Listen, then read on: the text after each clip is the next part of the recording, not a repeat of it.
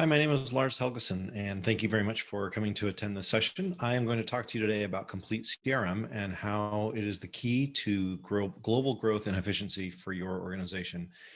In this talk, I'm going to focus primarily on the kinds of businesses that are attending this conference, which are primarily import-export, kind of trade-related organizations. But a lot of the concepts that you see here presented today are common amongst all other businesses. So I'll try to touch on those as they apply specifically to the kind of business that you're in. I am the CEO and founder of a company called GreenRope, and I am the author of CRM for Dummies. So if you want to go learn a little bit more about what you hear today, you'll be able to go onto Amazon. You can get this or various other booksellers. So I want to talk to you a little bit today about how do you scale and adapt your global business without wasting time and money. It's one of the things that every business wants to do, especially if you're in the earlier stages. I mean, nobody wants to waste time and money, but especially in those vital early stages, you want to make sure that you're focusing your energy on the things that really matter and help you grow. And we don't want to do this like everybody else, because if you do this like everybody else, you're going to be a sheep, and we want to teach you to find ways to not be a sheep and grow your business in a way that's really going to be effective. So what's most important for you? And in your business, tax and legal compliance are absolutely critical. You want to make sure that you are able to automate your sales as best as possible so you can run more efficiently. You want to make sure your sales team and your back office teams are separated so sales doesn't have too much influence over the logistical side of things and vice versa. You want to be able to modify your business practice based on what company you're operating in. And of course, you want to minimize your cycle time. So meaning how long does it take for a deal to go through and for you to execute on that deal? So some of the challenges that you're going to run into, the things that get in the way of really being effective at those things, and particularly how they relate to your CRM, is making sure that you have a strategy. If you don't have a strategy, you're going to have a hard time building a software, a CRM around what it is that you do. Some of it is going to be limitations on some people in your company that may not have the expertise. So understanding what do you need to know in order to be able to be good at choosing and rolling out a CRM. Integration is absolutely critical, and I'm going to touch on this a lot later as we go, but integration is one of the biggest barriers that everyone runs into when you're looking at different methods of CRM and automation. And the challenge, of course, is that data lives in lots of different platforms. And so what we want to do is talk to you about how we can help simplify all of that together in one, and that's part of the data unification process. So when we're able to pull all this data together and help you do your job more efficiently. So of course, we always want to have a plan. So today we're going to talk about why CRM is the key to the growth of your business. We're going to talk to you about what CRM is and what the difference is between that and complete CRM. We're going to talk about having a relationship with your CRM, totally platonic. And we're going to talk to you about how you can scale your business using automation. So this is complete CRM. So a lot of people think of CRM as typically a sales tool, and it is. The important parts as they relate to sales, keeping track of your contacts, your companies, or accounts, as some systems will call them, your activities, your phone calls, things like that, storing data objects with those contacts and companies and records that you're looking at storing inside the CRM. And then, of course, having opportunities. So opportunities are how we keep track of deals that are coming through a pipeline. So, and primarily these are for sales team. And then we also want to do some data appending. We want to be able to go out and find things like that we can append to our data records. So if we can find out automatically things about the companies we're working with, things like their social media profiles, or people in the company, what their incomes are like, if they're homeowners, things like that, all the things that could be relevant to helping you sell on them on your products or services.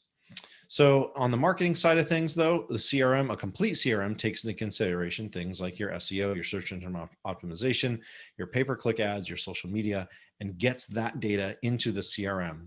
We also look at things like your landing pages and your websites. What are these pages that you can publish that can drive people on to learn more about your products or services and help them become clients?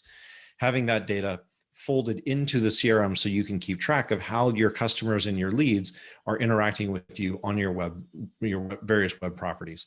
We also have customer service. Most of us have businesses that are going to have customers that are going to have issues with us. None of us are perfect. So we need to have something in our system that helps us keep track of what happens when a customer has an issue, has a problem. So typically there's sort of a chat element, and then there's a support ticketing element so you can open up cases and have those resolved. having those folded automatically into the CRM and combining those with ticketing or with lead capture forms. So when you have forms on your website, having ways to have the access and the use of those forms connected directly into your CRM. And then on the more marketing side, we've got marketing automation. Typically, we've got email marketing, we've got SMS, MMS, voice, telephony, having that data linked into the CRM and having automated processes go with it. We have event management. Events can be in person. So maybe you go to a trade show, maybe you host an event at your office, or since now it's COVID time, more likely to be virtual, having a way to pull in things like Zoom attendance and registration, webinar registration, having that automatically going into your marketing tool, which is connected inside your CRM automatically. And of course, print. Print is not dead, even though there isn't as much in-person communication anymore. That's a temporary thing, and we still like to read things. People still like to hold things in their hands and read them. So when I talk about CRM, I'm talking about all of these things together in one. And the reason why that's important is because the customer experience is omni-channel, meaning that you are going to be interacting with your customers on all of those different levels. And if you have any parts of your CRM where that data is collected and in a separate piece of software, it's useless. So what we want to do is find a way to break down these silos. So the data and access don't sit in different software packages. We have them all in one. That's very critical, because if you have data sitting in a separate area and a separate piece of software, it's accumulating data that you can't use. That creates what's called technical debt, meaning that you've got data accumulating, you're learning about your customers, you're learning about your leads, but you're not able to do anything with that data. And as you gather more and more data, you're going to find that if you want to integrate that into your CRM, it gets harder and harder. So why that's so important, that statistic down, PricewaterhouseCoopers did a survey last year, and 92% of customers, it will leave a trusted brand. So if you had a good experience, you had a good customer, and then they have 3 bad experiences, 92% of them will leave. So we want to avoid that from happening. And the way we do that is by knowing our customers and bringing all that data together so that there's something we can do about it. So the concept of having a relationship with your CRM seems kind of funny. Most of us have been in one-way relationships, and what we want to do is avoid presenting our CRM from the leadership side to our users, to our salespeople, to our marketers, as a one-way relationship, meaning we don't want to use our CRM as a hammer and say, you must put data into the CRM or you'll get fired. That tends to make people either not put data into the CRM or have them resent having to do that. And so what we want to do is provide a two-way relationship, meaning that we want to give data back to our users in a way that's easy for them to digest that data and help them do their job better. So as you can see on the screen, we want to look at senior management. How can we access reports in real time that are helpful to us so we can make intelligent decisions?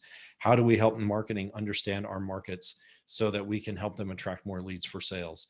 How do we help sales close more deals? Having sales automation, having more information available to them so that when they pick up the phone or they're writing a message to a lead, they know what to say. Having customer service more prepared and more able to understand what the end user is actually looking for, how they can help them better. If you have event managers, helping them attract and convert those attendees so that they can do more with them and get them more engaged with your business.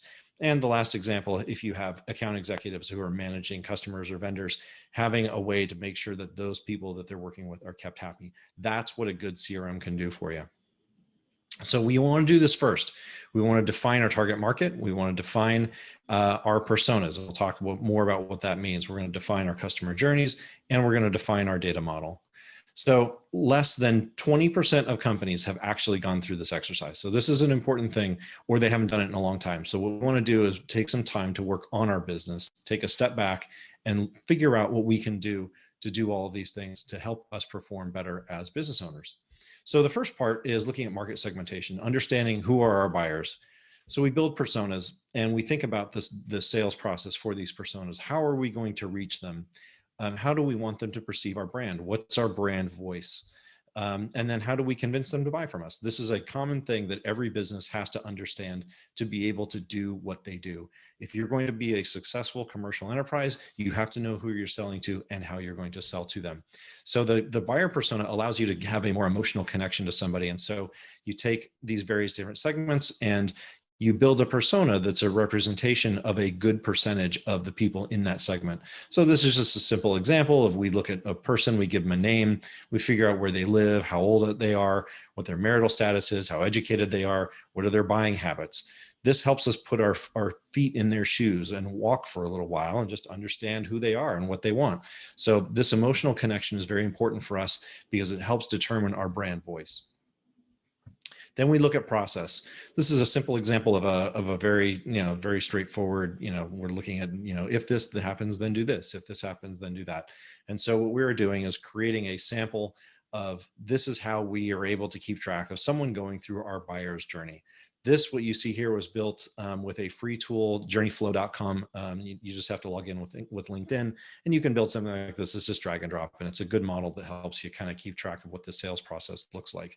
It's important to do this, and it's also important to remember that if you haven't done this in a long time, that things are changing. The market is changing, consumer behavior is changing.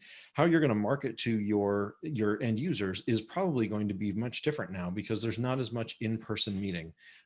The old days of having to sit down and having a beer with somebody or going out and playing golf they're not completely gone, but it's not as common. And so we have to be able to understand how to sell and market to people in a world where those things are just not as very easy to do. So once we understand that, then we want to translate that into a marketing automation tool and a sales automation tool.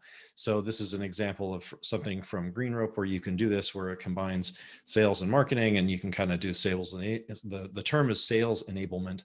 And then marketing automation, where you're combining things like understanding what who you're selling to, and then really customizing what happens, sending personalized messages at certain times, and scheduling phone calls and all that. So you can do whatever you want. The idea is that you're able to step back and you know what you want. That's the important thing. And one of the stat at the very bottom is pretty relevant. Zendesk did a survey last year, and granted, they're in this business, so the stat may be somewhat biased, but still, there's a large percentage of users who don't want to talk to anybody. So in your business, that may or may not be possible, but think that especially younger people tend to avoid having in-person conversations. They're just less social, and having a way to engage and help your clients or your leads without having to talk to them it's an opportunity for you to create some efficiency, and it also will find a way for you to reach a segment of the market that is a little bit shyer than what an older person is used to doing. So we think, as we build our automation, our customer journeys and our automation, we look at these interaction points. So these are all different places where you're able to interact with somebody. And so these are people that are going to be finding ways to communicate with you. So they're on your website, they're filling out forms, they're answering emails, they're receiving emails from you.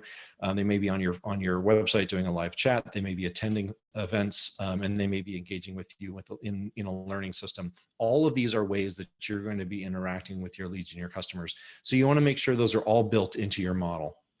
So, and then we look at our sales process. So most of us are familiar with the concept of a funnel. Sales doesn't always go in a funnel. It doesn't always go linearly. Obviously, people will skip stages. It's just kind of the way people are. But we use this as a way to help model and structure our sales process. As we look at this funnel, we're going to try to figure out what those various gates are. So as we go from stage to stage, and we look at how we're going to keep track of all that. So we're going to use opportunities. We're going to measure how many people are in each stage, what sort of value they're worth as they go through the different stages. And we're going to look at how long it takes. And then what do we do when they hit these different stages? What happens if they don't advance? So we're going to build our process modeling around that. And then we're going to do things like what you see at the bottom. These are various different phase paths. So as you sell things, people are going to go through different sales processes. So you want to make sure that you think about what those sales processes are and make sure your CRM adapts to the various different ways that you're going to be selling things. So we look at marketing as well. So we're going to be measuring our marketing responses. So as we're doing our marketing, we're looking at conversions. So conversions are when someone does something of value to us. It could be downloading a white paper. It could be buying something from us. It could be making a deal, whatever that is. We're measuring those conversions, and we're looking at that by demographic. What do we know about them? Maybe it's a particular industry that they're in. Maybe it's a gender. Maybe it's an age. Maybe it's a location. Whatever that is, you're going to have some demographic information about those leads and customers and the ones that actually convert and become customers. We're going to be looking at campaigns, various ways to attract people in. So this is the very top of the funnel.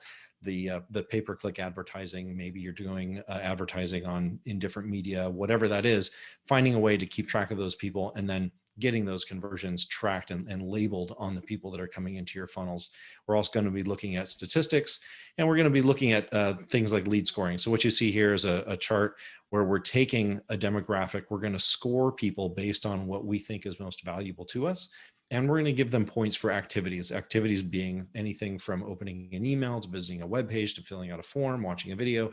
All these things are generating points so that we as your organization, we as a CRM user can log in and see in real time who our most interested people are. This builds efficiency for your sales team, and it's absolutely critical so that they don't waste their time on the tire kickers. They're talking to the people that really matter, that are really engaging with you. The last bit is predictive analytics, and that's looking at statistical correlation between these various different elements and trying to figure out which of these are actually driving people to convert.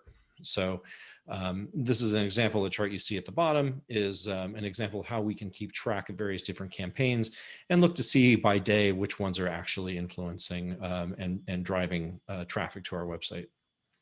So ultimately, the most important thing is we want to use this data to help us make better decisions. So the last bit here, the data model, we need to understand what we need to know. And so we think about GDPR and CCPA. These are very well-known things. If you're doing business in California, that's what the CCPA is for. Everybody knows what GDPR is. It's been all over the news for years. And it's very important. We need to take into consideration what data we're storing. We need to ask for permission if we're doing it. We need to make sure we have a legitimate business need to store it. We have to provide a right to know. So if a customer comes to us, we can let them know what we know about them. And we want to give them the ability to update their information. And of course, the last bit, they have to have the right to be forgotten. Now you have to temper this with some other laws like the Canadian anti-spam law, the American the American can spam law. There are certain laws that can override this right to be forgotten because you do have to store some information about somebody to be able to honor and unsubscribe. So make sure that your CRM is able to honor all of those things and make sure that you have a process in place for any of the above. Because that's an important part of your compliance. So as you go through all of this and you've done all these exercises, we need to make sure we pick the right CRM. So we need to take into consideration total cost of ownership. That's more than just the subscription. It's the cost of training. And most importantly, and this is the hidden one, this is the gotcha, is the cost of integration.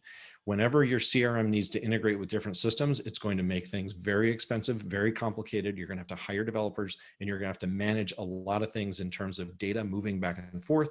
What happens if there's a collision, and understanding the increased risk of data loss if you're moving data from one platform to another.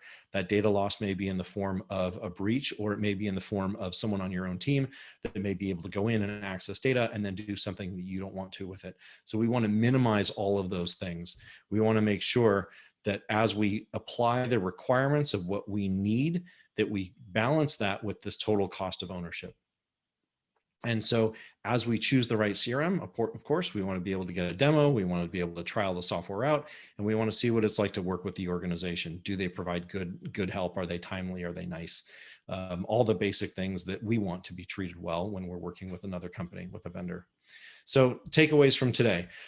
Make sure that you define your market segments, build your data model, develop a process model. Make sure that when you are choosing, you're going through this process and you're in the process of choosing a CRM, that you talk to your sales team, your marketing team, your customer service team, and make sure that as you draw that customer journey, you think about all those different touch points, all the different ways that sales, marketing, and customer service can talk to your leads and your customers. And of course, marketing and sales and customer service and just business in general is all built on adaptation. We live in a free market. We need to be able to adapt to the way the world is changing, and it's a continuous process. So I'm going to leave you here with this. You can take a picture of this with your phone and it will download you'll get to a web page. You can scroll down and you'll see there's a download link. This is a one-page customer journey cheat sheet. What it does is it walks you through the entire customer journey and all the different technologies that can be influencing that customer journey. And so you'll see this on just a simple one-page A lot of our customers will actually print this out and just put this on their wall next to their computer so they can look at this and remember the context of how all the different elements of their business are interacting with their leads and their customers. So I highly recommend just go and take it. It's free. It's not gated. So just download it and take a look at it. So thank you very much. Again, my name is Lars Helgeson. If you would like to connect with me on LinkedIn, feel free to. We also have a program here you can see on the left side, that Give Back CRM. That is a program that we have for nonprofits. So it's a free program. So if you know anyone that works in a nonprofit that's looking for a CRM, we offer that as a free service if it's a registered nonprofit. And of course, CRM for Dummies is available on Amazon.